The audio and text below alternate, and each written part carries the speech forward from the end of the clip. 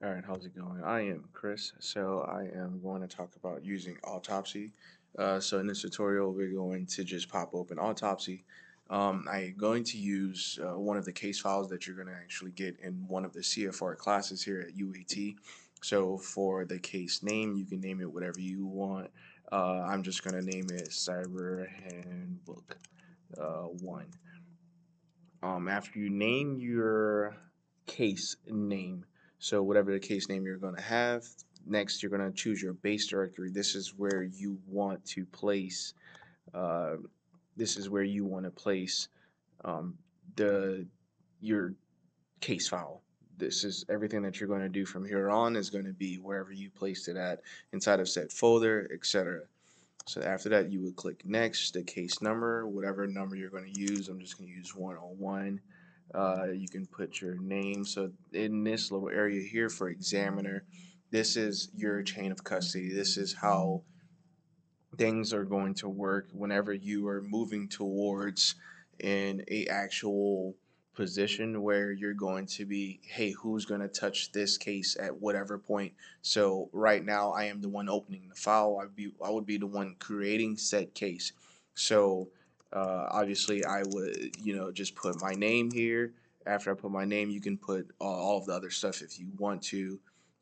That's if you want. So next you would then click finish. It's going to start creating that little case file for you, or at least the start of the file, because you still need to download said file. So in this portion, you would already have said file downloaded.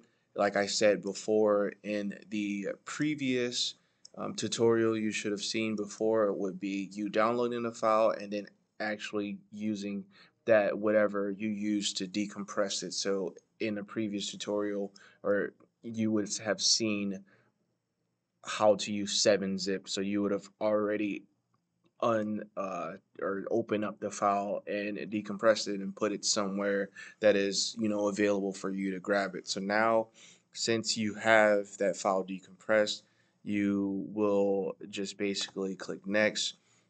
Now what you're going to do is, a lot of people get confused here, so what you'll want to go to your logical files.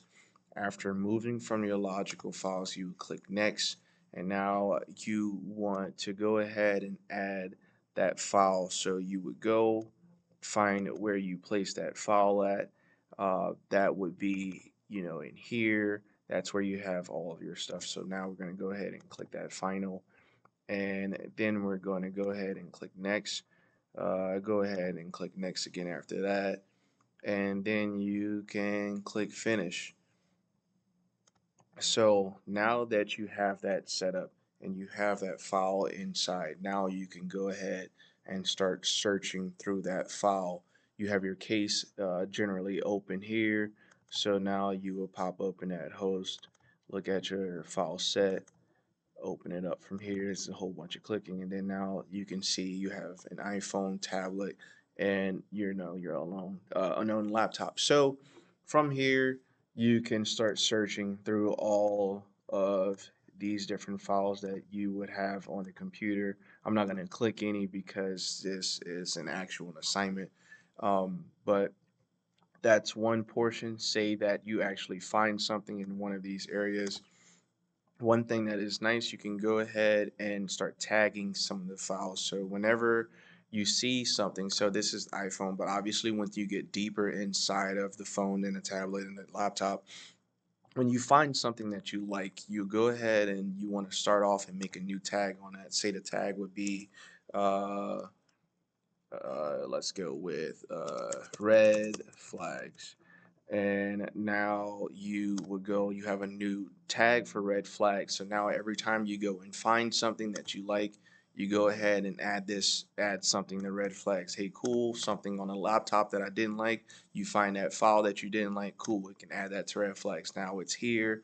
So now whenever you go down to your tags, after you found everything that you like, it's like keeping track of everything that it's like as you're moving throughout all of the devices that you're using. you are going to find a whole bunch of things. So instead of trying to remember where you find all these things at, you tag them all. So now you can just go ahead and go see my file of tags as red flags, files tagged, and then it'll open up all of the things. So these are the two things, obviously, that I didn't go into it, but these are the two things that I tagged. So after you go ahead and you're going through everything that you've found and you've tagged a lot of things, you can generate a report for it, which is going to take a while. I would advise generating a report is going to show you a lot of information of the different things that you found. Also, to add, whenever you're going to show your work later in the future, inside of your report, and you have all of these different things, such as this is the name of the file, this is the file path, and then it's going to show like when the files was modified, etc., and then who modified them, who touched it. You would go ahead and save that. So you're saving it as a CSV, which is an Excel file. So whenever you go ahead and you save this, you can now open it up inside of Excel, and then you can take, essentially it's going to have this inside of a spreadsheet for you, nice and pretty, so that you can put that inside of your report and it can look really well. But this is just a beginning tutorial of how to get inside of your case files, how to start looking throughout and parsing throughout all of the information. After finding the said information, saving that inside of a file tag, and then you can go inside of your file tags, see everything that you found, save it inside of an Excel, and then you can have that for your report later. That'll be it.